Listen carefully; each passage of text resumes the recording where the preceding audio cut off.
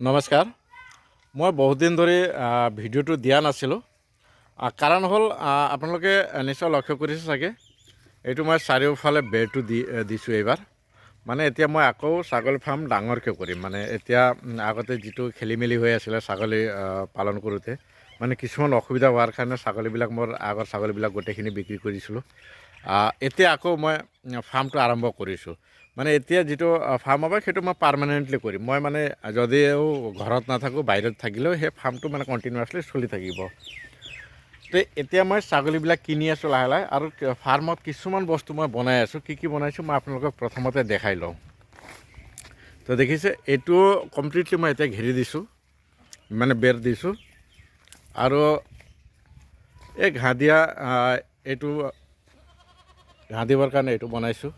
এইটো মই নিজে বনাইছোঁ, মানে কোনো মিস্ত্ৰীৰ দ্বাৰা বনোৱা নাই, মই নিজে বনাইছোঁ। আৰু এনেকুৱা মই টোটেল এতিয়া 3টা বনাইছোঁ। সেইটো ছাইডেও আছে, আৰু গছৰ ডাল পাত দিবৰ কাৰণে এনেকুৱা এটা বনাই দিছোঁ। আৰু এইটো চাৰিওফালে এইটো চাইছে বেৰ দিছোঁ, বেৰৰ বাহিৰত আকৌ নেটটো দিছোঁ। মানে আমাৰ ইয়াত ছাগলীবিলাক বাহিৰত ওলাই যাব নিদিয়ে কোনেও। তো বেলেগৰ ছাগলীও মোৰ ইয়াত নাহে, আৰু মোৰ ছাগলীও বেলেগৰ তাত যাব নিদিয়ে। তো আমাৰ ইয়াত গোটেইখিনি মানে ষ্টল ফিডিঙৰ ওপৰতে ডিপেণ্ড কৰে। তো মই ইয়াত 3টা পাৰ্ট কৰিছোঁ। সেইটো এটা পাৰ্ট আছে, সেইটো কমপ্লিটলি বেৰ দিয়া আছে। তাৰপিছত এইটো যিটো গেট দেখিছে, এইটো আৰু সেইটো গেটৰ মাজত এটা পাৰ্ট আছে, আৰু সেইটো এটা পাৰ্ট আছে, আপোনালোকে লক্ষ্য কৰিছে চাগে। আৰু এইটো এটা পাৰ্ট, মানে এইটো আমি নৰ্মেলি যিবিলাক মই ছাগলী পাৰ্মানেণ্টলি ৰাখিম, দিনটো ইয়াতে বহিব এই জেগাটোতে। আৰু সেইটো জেগাত যিটো গেটৰ সেইটো ছাইডে এই ঘাঁহ চাহ আছে, সিহঁতে ঘাঁহ চাহ খাব তাতে। তো সেইটো খেলিবৰ কাৰণে, আৰু এইটো ৰাতিপুৱা আৰু সন্ধিয়া দানা চানা দিবৰ কাৰণে। তো আপোনালোকে নিশ্চয় দেখিছে বাচনবিলাক দানা দিয়া বাচনবিলাক ইয়াতে আছে। আৰু এইটো যিটো বনাইছোঁ, এইটো আপোনাৰ বৰষুণ দিলে ইয়াতে আহিব। আৰু সেইটো যিটো দিছোঁ, এইটো মানে যিবিলাক নতুন ছাগলী আহিব বা যিবিলাক বেমাৰী হ'ব ছাগলীবিলাক, তাত আমি ৰাখি পেলাই ট্ৰিটমেণ্টটো কৰোঁ। তো মানে যিমান ছাগলীবিলাক বেমাৰ হ'ব, সেই ছাগলীবিলাক ট্ৰিটমেণ্ট কৰিবৰ কাৰণে সেইটো জেগা বৰষুণ যেতিয়া দিব, তো এইটো এই পাৰ্টটোত বহিব। আৰু নৰ্মেলি ইহঁতে ৰাতিপুৱা সন্ধিয়া ইয়াতে থাকিব। ইয়াৰ লগতে এই জেগাটোতো ইহঁতে খেলাৰ কাৰণে বা ঘাঁহ খাবৰ কাৰণে এইটো। আৰু এইটো যিটো তামোল বাগান আছে, এই তামোল বাগানটো আমি চাৰিওফালে ঘেৰি দিম, আৰু ইহঁতে ঘাঁহ চাহ খোৱা খেলা ধূলা কৰা জেগাটো এইটো হ'ব। তো মই এতিয়া জেগাটো এৰিয়াটো বঢ়াইছোঁ। মানে আগতে মোৰ এইখিনি মাটি নাছিলে, এবাৰ মাটিবিলাক মই গোটেইখিনি কিছুমান মাটি লিজত লৈছোঁ, কিছুমান মই বছৰেকীয়া হিচাপত ভাড়াত লৈছোঁ মাটিবিলাক। আগতে এইবিলাক মোৰ তেনেকুৱা ছিষ্টেমত লোৱা নাছিলোঁ। আৰু এই মাটিটো লৈছোঁ, এইটো মই কমপ্লিটলি ঘাঁহ লগাম। আৰু সেইটো যিটো ৰঙা ৰঙা দেখিছে, এইটো ৰেড নেপিয়াৰ। আৰু সেই গছজোপালৈকে এইখিনি মই ঘাঁহ লগাম। আৰু সেই ছাইডতো মোৰ মানে কিছুমান নতুন ঘাঁহ লগাইছোঁ এইবাৰ। তো সেইটো ঘাঁহ যেতিয়া হৈ যাব, মই তেতিয়া আকৌ দেখাম। মানে মোৰ নিজৰ মাটি খালি সেই যিটো ৰঙা নেপিয়াৰটো লগত দেখিছে, সেইখিনিয়ে মাটি, 3 কঠা মাটি। বাদ বাকী যিমান মাটি আছে সেইবিলাক চব মই লিজত লৈছোঁ বা চুক্তিত লৈছোঁ, বছৰেকীয়া হিচাপত ভাড়াত লৈছোঁ। মোৰ নিজৰ মাটি নাছিল। আৰু মোৰ নিজৰ মাটি ক'বলৈ গ'লে এই ফাৰ্ম ঘৰত ঘৰটো হয়, আৰু সেইটো 3 কঠা, মানে টোটেল 4 কঠা মাটি। তাৰপিছত মই এই গোটেইখিনি মাটি ভাড়াত লৈছোঁ এইবাৰ। মানে কিছুমান 10 বছৰৰ কাৰণে লোৱা আছে, কিছুমান 2 বছৰৰ কাৰণে লোৱা আছে, তেনেকুৱাকৈ লৈছোঁ। তো যেতিয়া এইবিলাক মাটি যিবিলাক গণ্ডগোল চলি আছিলে, মানে মাটি নাছিলে, সেই মাটিটো চিজিল কৰি লোৱাৰ পাছত মই এতিয়া ইয়াত 100 ছাগলীৰ টাৰ্গেটত কাম কৰি আছোঁ। কিন্তু এইটো নহয় যে মই কালিয়ে 100 ছাগলী আনি কিনে সোমাই দিম, মোৰ তেনেকুৱা ছিষ্টেম নকৰোঁ। মানে মই 2 বছৰ টাইমটো লৈছোঁ। 2 বছৰৰ ভিতৰত বা মেক্সিমাম 3 বছৰ ভিতৰত মোৰ ইয়াত 100+ ছাগলী হ'ব। মানে এতিয়া লাহে লাহে লাহে লাহে আমি বঢ়াই গৈ থাকিম। যদি আপোনালোকে নিশ্চয় দেখিছে, ইয়াত এতিয়া মোৰ ছাগলী আছে প্ৰায় 20টামান। এতিয়া এই ছাগলীবিলাক প্ৰায়খিনি ছেটিং হৈ গ'ল। প্ৰথমতে ছাগলী আনিছিলোঁ মোৰ 36টা আছিলে। তাৰে ভিতৰত মই কিছুমান ছাগলী ৰিজেক্ট কৰিলোঁ। কিছুমান ইমিউনিটি বহুত দুৰ্বল আছিলে, সঘনাই বেমাৰ হৈ আছিলে। তেনেকুৱা যিবিলাক ছাগলী আছিলে, 36টাৰ পৰা ছাগলীবিলাক ৰিজেক্ট কৰি কৰি কৰি কৰি কৰি কৰি এতিয়া মোৰ ইয়াত প্ৰায় 20টামান ছাগলী আছে।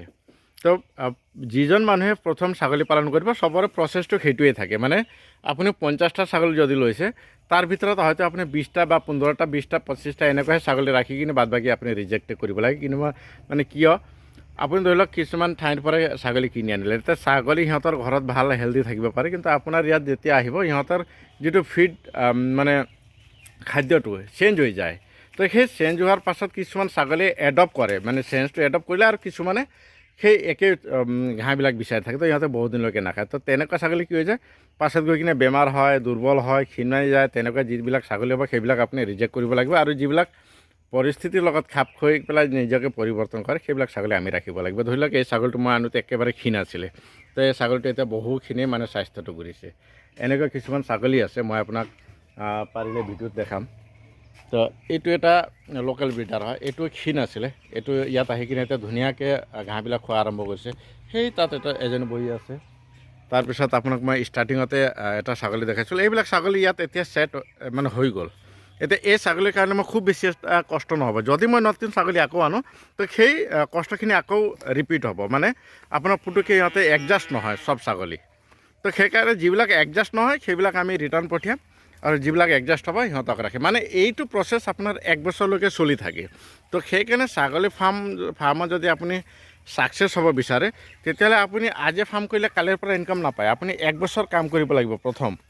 মানে আপোনাৰ ফাৰ্মৰ কাৰণে যিবিলাক ছাগলী চুইটেবল হ'ব, মানে ভাল হ'ব, সেইবিলাক ছাগলী আপুনি বাচিব লাগিব। সেই বাছনি কৰোঁতে 1 বছৰ গুচি যায়। তাৰপিছত সেইবিলাকৰ পৰা পোৱালি পাব, সেইবিলাক পোৱালিবিলাক হেল্ডি হ'ব, সেই পোৱালিৰ পৰা আকৌ পোৱালি পাব। যেতিয়া তেনেকুৱাকৈ 2-3টা জেনেৰেশ্যন পাৰ হৈ যাব, তেতিয়াহে আপোনাৰ মূল চাইজৰ ছাগলীবিলাক পোৱা যায়, আৰু আপোনাৰ সেই ছাগলীৰ পৰা তেতিয়াহে আপুনি ভাল প্ৰফিট এটা ল'ব পাৰে। মই এতিয়া বৰ্তমান কাম কৰি আছোঁ ফিডৰ ওপৰত, মানে আমি কেনেকৈ ছাগলী পালন কৰিলে একেবাৰে কম খৰচত পুহিব পাৰিম তাৰ ওপৰত কাম কৰি আছোঁ। মই ব্ৰিডৰ ওপৰত এতিয়ালৈকে কাম কৰা নাই। সেইকাৰণে কোনোবা মানুহে মোক বাৰে বাৰে ফোন কৰি সুধি থাকে যে কোনটো ব্ৰিড পুহিলে ভাল হ'ব। তো মই ব্ৰিডৰ ওপৰত কাম কৰা নাই যিহেতু, তো মই ছাজেশ্যন কেতিয়া দিলে সদায় এটাই দিওঁ যে প্ৰথম 1 বছৰ লোকেল কৰক। তাৰপিছত যদি আপোনালোকে ইচ্ছা কৰে বৰবৰী কৰিব পাৰে, বৰ কৰিব পাৰে, আৰু যাক মন যায় সেই ব্ৰিডটো নিজে নিজে চিলেকশ্যন কৰিব পাৰে। কিন্তু মোৰ ফেভৰেট ব্ৰিড 3টা, এটা লোকেল, এটা বৰবৰী, আৰু এটা হ'ল বৰ। এই 3টা চাইজটো কিয়, চাইজটো দেখাত একে যেন লাগে, তো খুব বেছি এটা ডিফাৰেঞ্চ নাই, আৰু লোকেল মানুহক সেইটো সহজভাৱে একচেপ্ট কৰে এই 3টা প্ৰজাতিৰ ছাগলীবিলাক। আৰু যিবিলাক দীঘল থাকে কিছুমান মানুহে একচেপ্ট নকৰে, কিছুমান মানুহে একচেপ্ট কৰে। মাৰ্কেটটো বৰ্তমান ডাঙৰৰ ইমান এটা নাই, কিন্তু ফিউচাৰত মাৰ্কেট হৈ যাব। যেনেকৈ আগতে যেতিয়া ব্ৰইলাৰ আহিছিলে, ব্ৰইলাৰো তেনেকুৱাই আছিলে, মানুহে খাব বিচৰা নাছিলে, কিন্তু আজিৰ দিনত ব্ৰইলাৰ মাৰ্কেট হৈ গ'লে। এতিয়া চবতকৈ বেছি মাংস আপোনাৰ ব্ৰইলাৰৰ বিক্ৰী হয়। তো সেইকাৰণে আপোনালোকে লাহে লাহে কৰক। প্ৰথম অৱস্থাত আপোনালোকে লোকেল দি আৰম্ভ কৰক 1 বছৰ। তাৰ পাছত আপোনালোকে লাহে লাহে কৰি পেলাই আপোনালোকে ডাঙৰ ব্ৰিডলৈকে গুচি যাওক। কিয়নো আপুনি ষ্টাৰ্টিঙত যেতিয়া ছাগলী পালন কৰে, হয়তো আপোনালোকে যদি আগতীয়াকৈ কৰা নাই, নতুনকৈ যেতিয়া কৰে, তো বহুত মানে বিভিন্ন প্ৰকাৰৰ বেমাৰে পায় ইহঁতক। তো সেই বেমাৰৰ যিবিলাক ট্ৰিটমেণ্ট থাকে, সেই ট্ৰিটমেণ্টবিলাক হয়তো আপুনি আগতীয়াকৈ নাজানে, তো সেইটোৰ ফলত বহুতো মৰ্টেলিটি হয়। সেইকাৰণে আপুনি প্ৰথম 1 বছৰ লোকেল কৰক। লোকেলত আপোনাৰ কি হ'ব, আপোনাৰ এক্সপিৰিয়েঞ্চ হ'ব, আইডিয়া হৈ যাব, আৰু বেমাৰৰ ওপৰত আপোনাৰ বহুতখিনি নলেজ হৈ যাব, আৰু আপোনালোকে ঔষধৰ নামবিলাকো গম পোৱা যাব যে কোনটো বেমাৰ হ'লে কোনটো ঔষধ খুৱাব লাগে। তো তেতিয়া কি হ'ব, আপুনি ডাঙৰ ব্ৰিডৰ ছাগলী আনে বহুত দাম দি, তেতিয়া সেই ছাগলীবিলাক যদি বেমাৰ হয় তেতিয়াহ'লে ইমান এটা মানে কষ্ট নহয় বা লছ নহয়। তো সেইকাৰণে সদায় মই ছাজেষ্ট কৰোঁ প্ৰথম 1 বছৰ বা 2 বছৰ আপুনি লোকেলৰ ওপৰত কাম কৰক, তাৰপিছত লাহে লাহে গৈ কিনে আপুনি ডাঙৰ ব্ৰিডত কৰিব পাৰে। তো আপোনালোকে দেখিছে কেইটামান ভেড়াও আনিছোঁ মই, জাষ্ট মই চাবৰ কাৰণে ভেড়া আৰু ছাগলীৰ মাজত বেমাৰৰ কিমান পাৰ্থক্য পোৱা যায়। তো আপোনালোকে যদি বিচাৰে ঘাঁহৰ খৰচবিলাক ছাগলী পালনৰ কাৰণে, তো আপোনালোকে মোৰ পৰা ঘাঁহৰ খৰচ ল'ব পাৰে। আৰু যদি ডাঙৰ ফাৰ্ম যদি কোনোবাই কৰে, আৰু ঘাঁহবিলাক কেনেকৈ লগাব লাগে, কি ঘাঁহ লগালে আমাৰ ফিডিং কষ্টিং কম আহিব, সেই গোটেইখিনি যদি জানিব বিচাৰে বা আপোনালোকে লগাব বিচাৰে, তেতিয়াহ'লে মোৰ লগত যোগাযোগ কৰিব পাৰে। তো মই ঘাঁহ লগাই দিয়াৰ সেই গোটেইখিনি কামটো মই কৰোঁ। মানে যিজন ফাৰ্মাৰ আছে সেই ফাৰ্মাৰ ঘৰত গৈ তেওঁলোকৰ তাত কি ঘাঁহ লগাব লাগে, কিমান মাটিত লগাব লাগে, সেই গোটেইখিনি মই মেনেজমেণ্টটো কৰোঁ আজিকালি। তো আপোনালোকে যদি ডাঙৰ ফাৰ্ম কৰিম বুলি ভাবি আছে আৰু তেনেকুৱাকৈ ঘাঁহ লগাব বিচাৰিলে, আপোনালোকে গোটেইখিনি ঘাঁহৰ বীজ মোৰ লগতে পাই যাব। আপোনালোকে স্ক্ৰীণত দিয়া নম্বৰটোত যোগাযোগ কৰিব পাৰে। ধন্যবাদ।